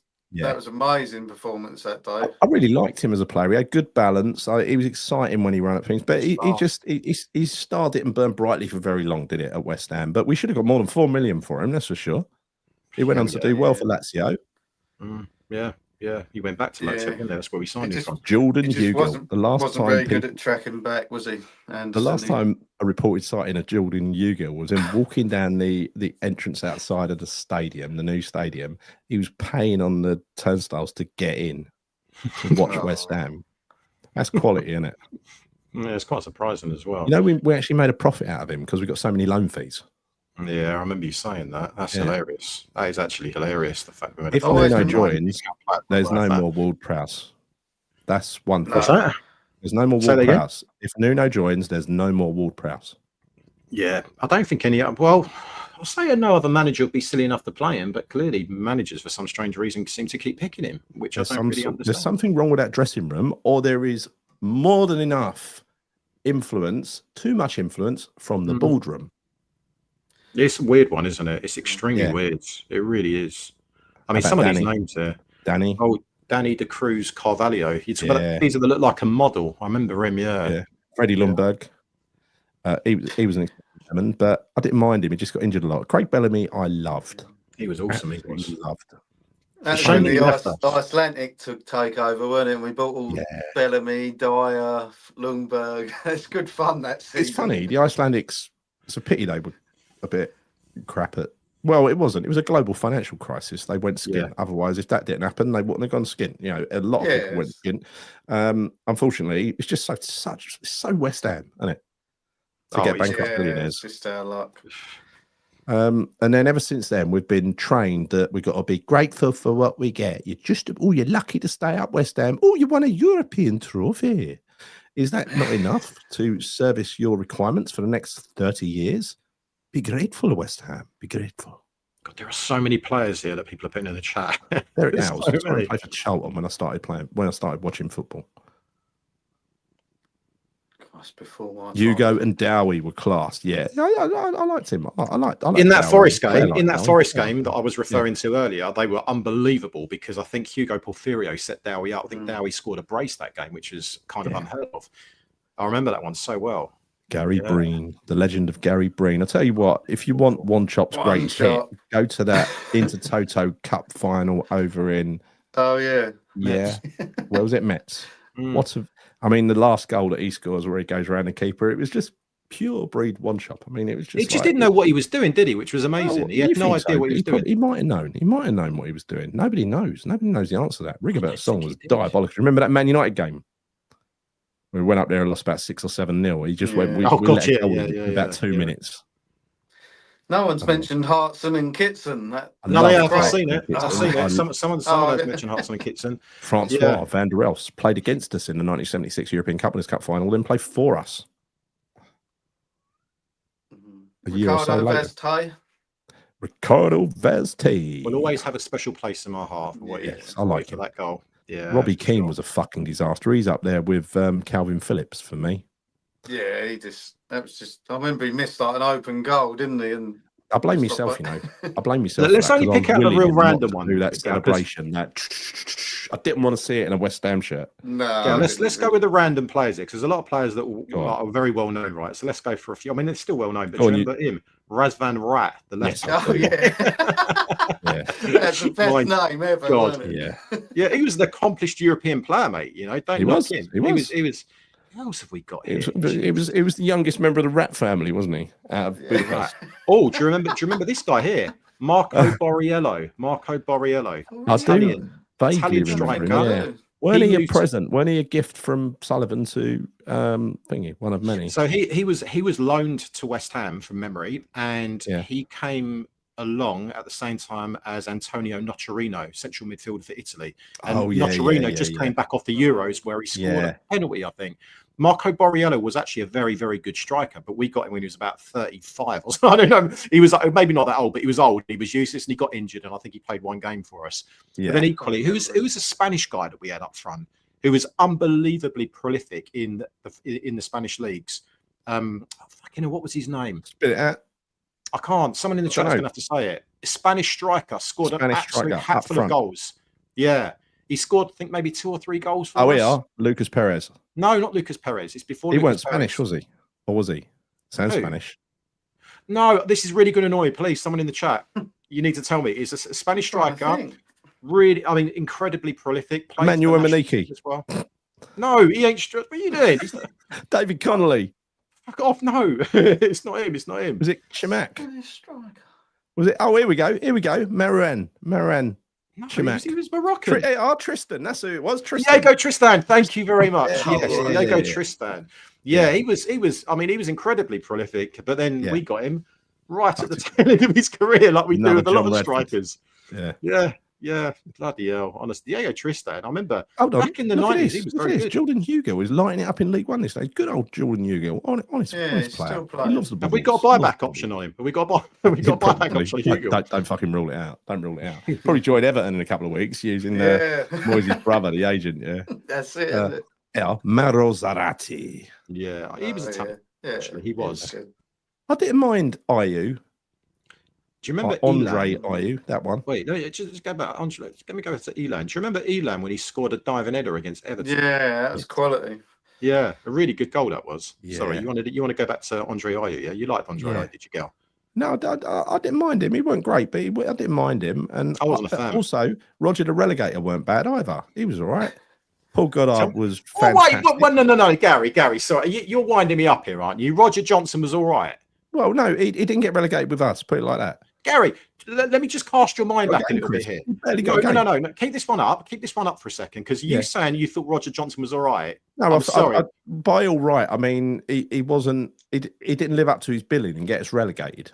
Gary, he was a fucking season ticket holder in the end. He never even got on the pitch. And the game that he did play for us, I think it was in his debut, and I'll never forget this. I think we played Man City, and I think we lost something like 4, maybe even 5-0. I can't remember exactly. The geezer had the audacity to go to the away end and throw his shirt in there, and the away fans threw the shirt back at him. That's how bad he was. That's how bad Roger Johnson was. So I'm not having you telling me that Roger Johnson was all right. He was top Roger draw. Johnson was diabolical. Someone who was top draw. If you remember back to the 1981 League Cup final, Paul Goddard.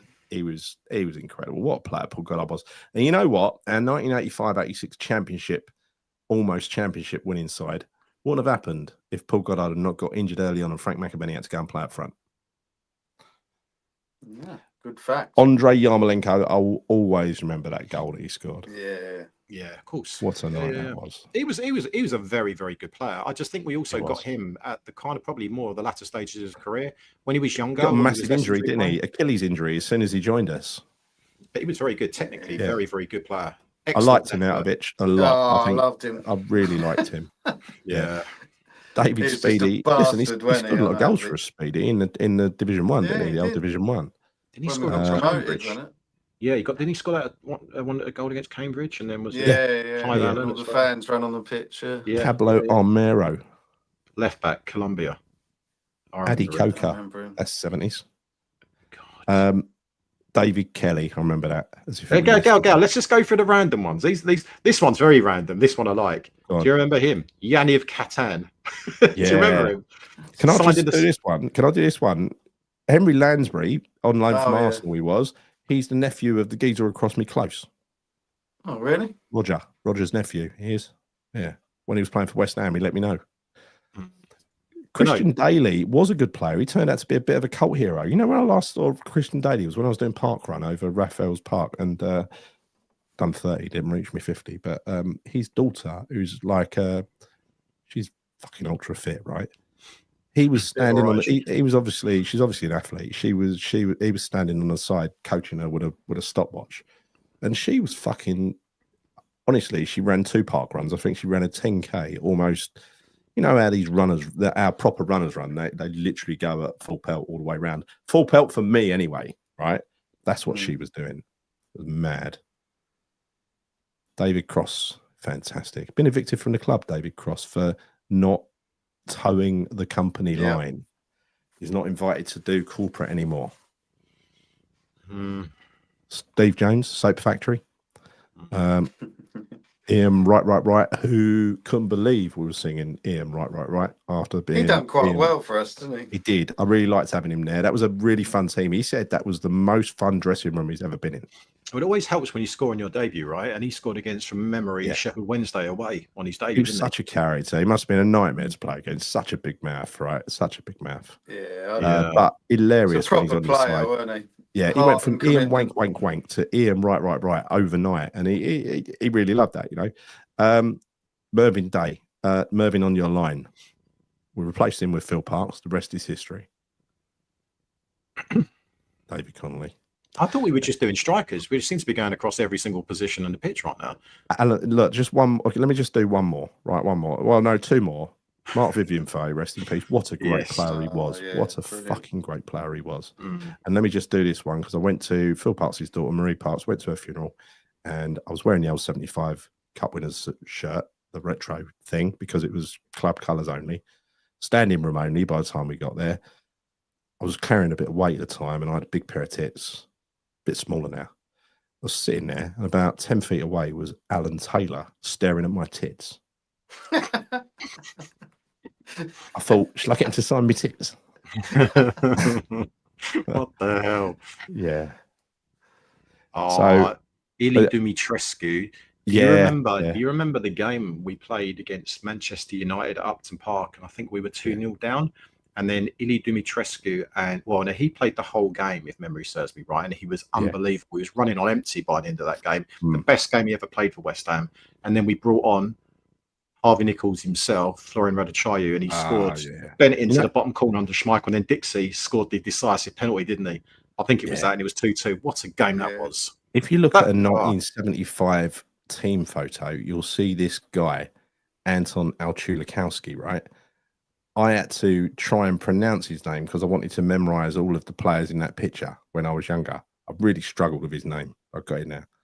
Barely played. Jimmy Quinn, I thought, was a class act who should have really got a better chance.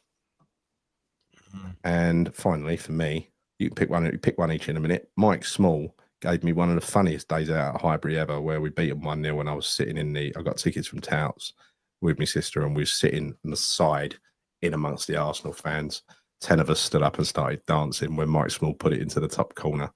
Sit there, you know, I didn't think they swore, Arsenal. I thought they were a bit more gentle. You know, it's so funny. So funny. Who are you going to pick, Martyn? Go on, pick a player. If it's not in the list, what are we basing this on? What, just based on memories? Whatever you like. Because there's so many players here right now, and I can think of so many great memories.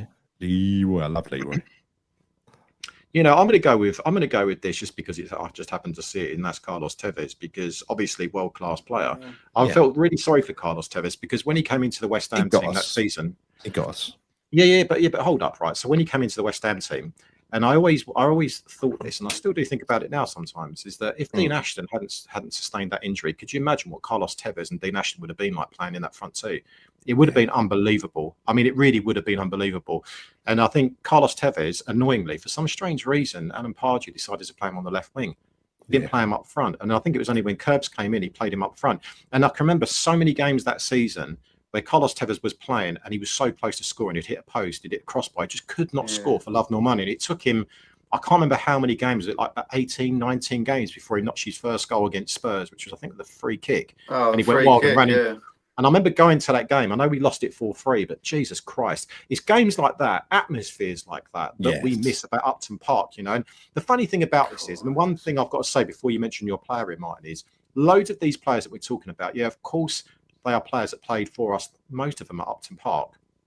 How many amazing memories and amazing atmospheres and amazing games can you think back to when you look at some of those names? Too many. Every one of these players has brought back memories. Every one of them. Yeah, and the reason why I'm saying this, to my point, is all of that at Upton Park. You know, it wasn't just necessarily about their performance. It was about the atmosphere. It was about being close and tight to the pitch. It was all of those things that we now do not have. You know, all of those things that I fucking miss so badly. I miss so much. Now, I know we can never get Upton Park back. And it's lovely mentioning all these names because it brings back a lot of nostalgia and a lot of memories. But surely when you're writing all these names down here and you think about the memories associated with those players and where they played, surely that's another reason why it's going to give you that fucking energy to say, do you know what? I'm protesting against this fucking shithouse board because we have had enough and we want to bring back some semblance of West Ham that we know. And we can, because this is our club. And to your point earlier, Gal, you called it out perfectly well. We're still here. West Ham fans, we are all still here. Even if you're not at the ground anymore. Some might go, some whatever, but they're still there. And talking of that protest, even if you do not go to games anymore, even if you don't do that, right, still turn up for this protest. You know, every person counts. We're all West Ham fans. You know, we're all West Ham United fans, and we should all, as many. You'll never stop. People who were once regular attendees at matches, season ticket holders, pound the door, whatever. People who used to go football regularly, you will always be a West Ham fan, right? You can't erase it. You can't support someone else, can you? No, you can't. Act on that passion and fucking react, like Chris said, to what they've taken away from us, what they've stolen from us, literally stolen from us. There's so many little things like taking the East End, like now we're West Ham London. I mean, it says it on the badge. I hate London on the badge. I hate it. What is that about? That's like Well, now you see Southend Airport is Southend London. It's like anything to get that business in, isn't it it? ain't only that, right?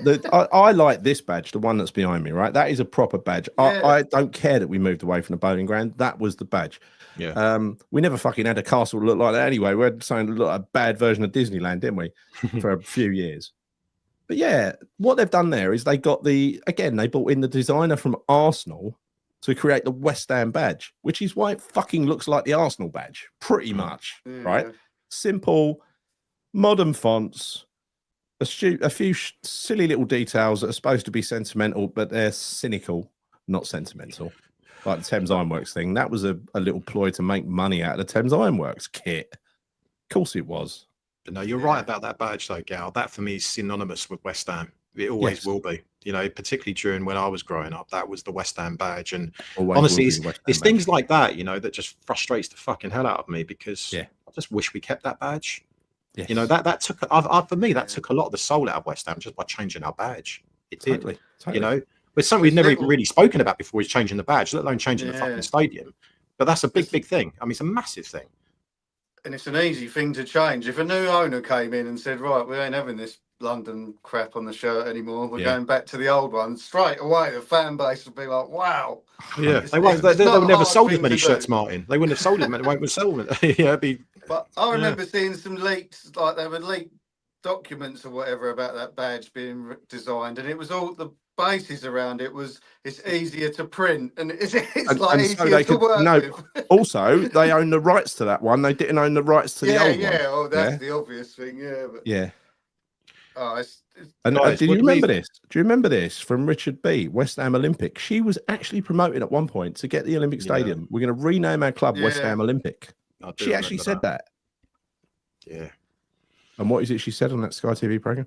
Believe me, us in the board, we hurt just as much as West Ham fans. We are West Ham fans. Don't take the piss out of me, you gaslight fucker. I don't. They're the only ones who haven't suffered. Not a fan of anything other than your bank account, love.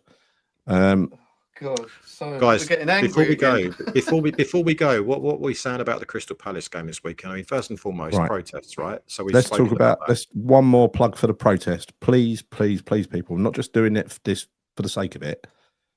If you're, you know, it is worth your while. Even if you're not going to the game, because we're going to fucking lose a game anyway, right? Even if you're not going to the game, it's worth your while to go down there, mingle with other West Ham fans. There will be no trouble. It is a family event, a family affair. It's a long old road. It can take thousands of people. Get down there and let yourself seen, because above all else, this is for the media and for photos to make sure, you know, it shows that West Ham have got a united fan base. Yeah. So Marshgate Lane, 12:45 Saturday. Get there a little bit early if you like. Take your deck chair along. That's a bad idea, isn't it?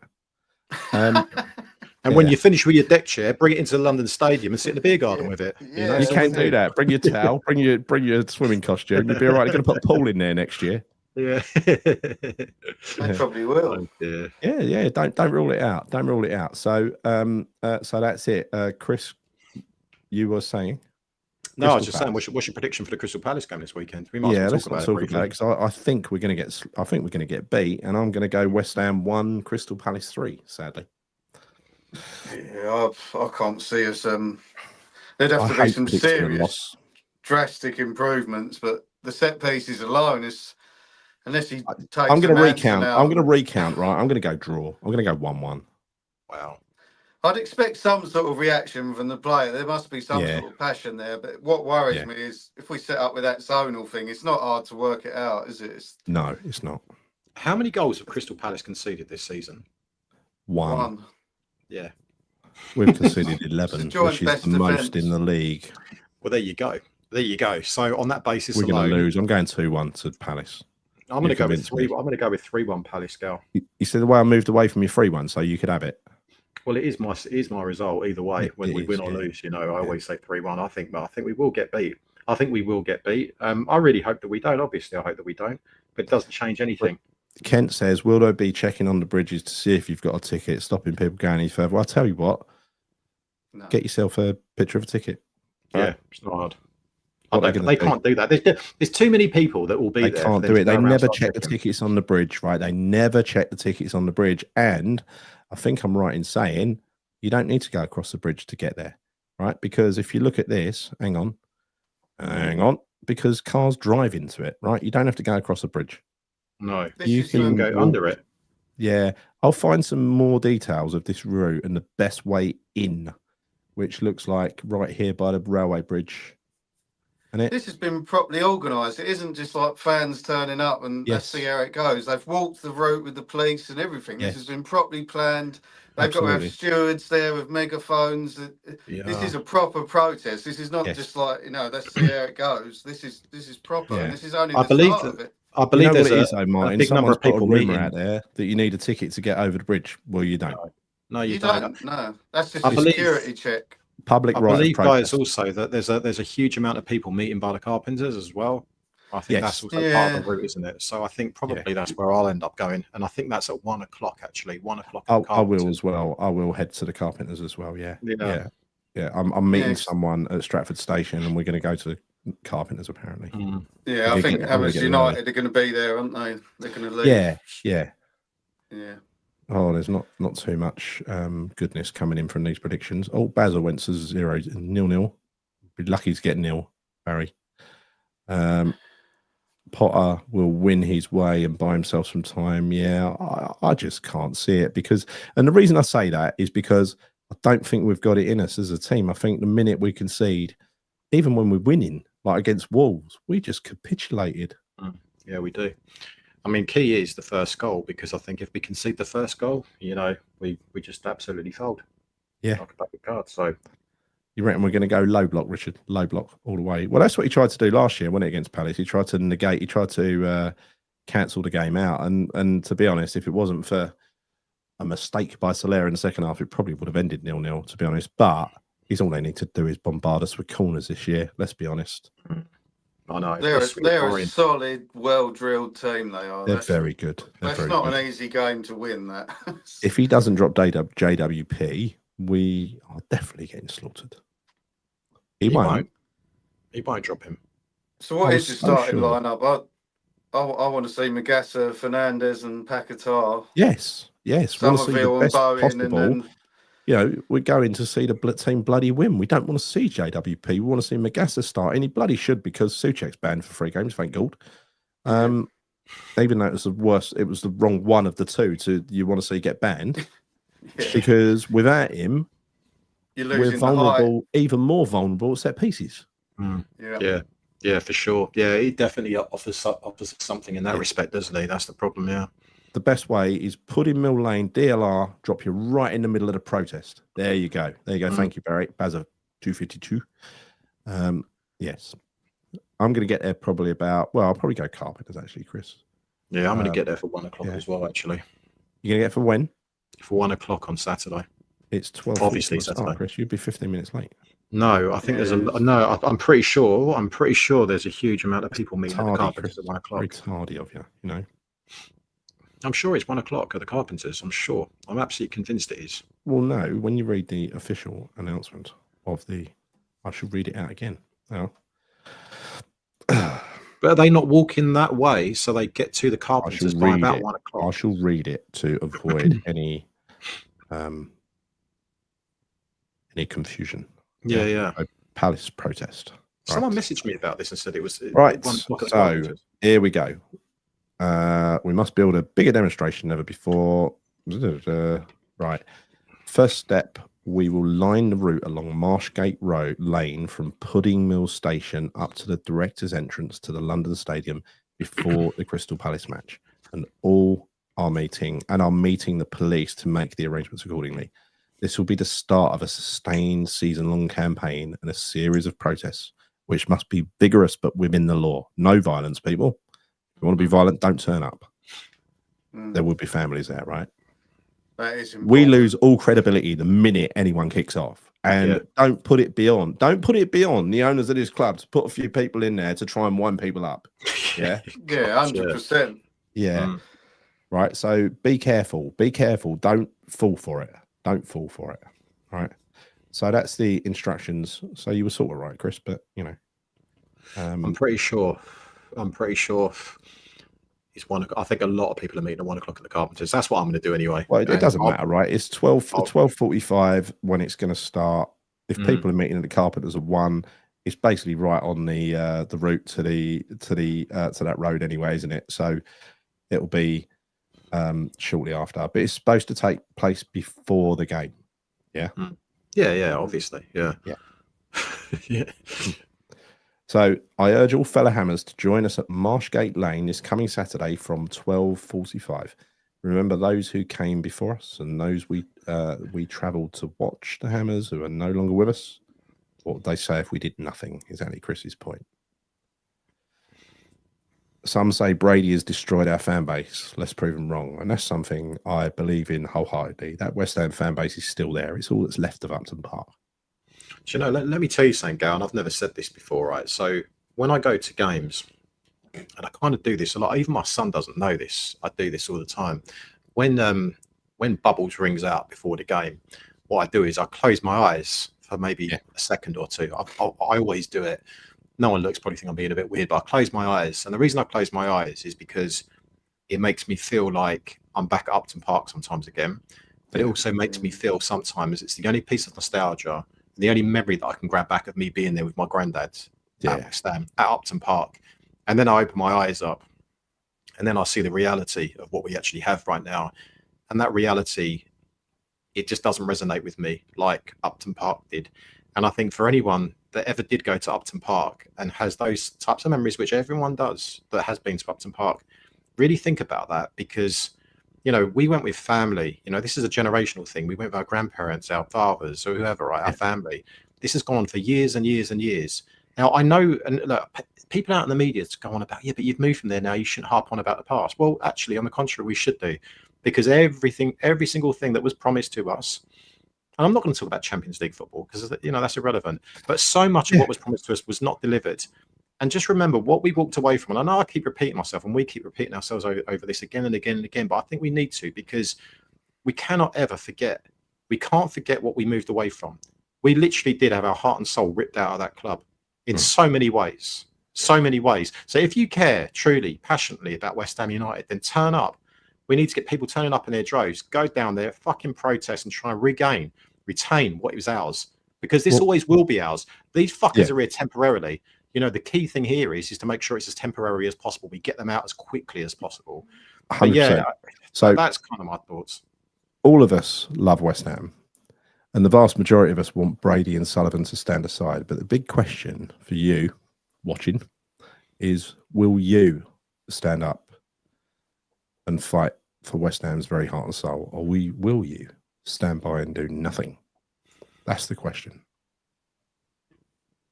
Director's entrance, Marshgate Lane, Saturday. This Saturday. Be there. Stand up for the fans. Right. Anything else before we go? I think it's the best way to end it, Gal. It's the best way to end it, mate. Okay. Tourist song? Whack it on, mate. Whack it on. Let's do it. Right. Thank you very much for watching. Thanks, Claire, for doing the mod. Nearly 2 hours again. Sorry about that, but it was essential for this show. Please, if you hadn't made plans to go to the protest, make plans to go to the protest. Do whatever you can to support this. We need numbers there. Thank you all. See you soon. Cheers, Martin. Cheers, Chris. Cheers. Come on, you wines. Hey Goldie, what's on today's to-do list? Why, it's match day, Dave. Are you hoping for a full house tonight? Not too fast. As long as we sell all the tickets. I don't care if you come down here. Make more money from the tourists here, so I don't care if you come down here. Nathan Billericker's got a boy for the night. His ex-missus said you better treat her kiddie right. He buys a kid a ticket and a burger and a Sprite. Got a train home, 200 if you like. Cause I don't care if you come down here, cause you make more money for the tourists here, so I don't give a monkey if you come down here. Stop from when a pocket took a bully in the water. Yeah, but lots of rumble, but it can't get sore. Cars more stairs than it did before. Singapore. What's his whole seat, he's got to pay more. Cause I don't care, I don't care, I don't care if you come down here. Cause they make more money for the tourists here. So we don't give a monkeys if you come down here. The cabbie only goes to football with his wife. He did it as a kid and he's done it all his life. But he don't get a winter fuel allowance anymore. So we're gonna sell his ticket to a bloke for Singapore. I don't care, I don't care, I don't care if you come down here. Cause they make more money for the tourists here. But we don't give a monkeys if you're here next year. I don't care, I don't care, I don't care if you come down here. Cause they make more money for the tourists here. And I don't care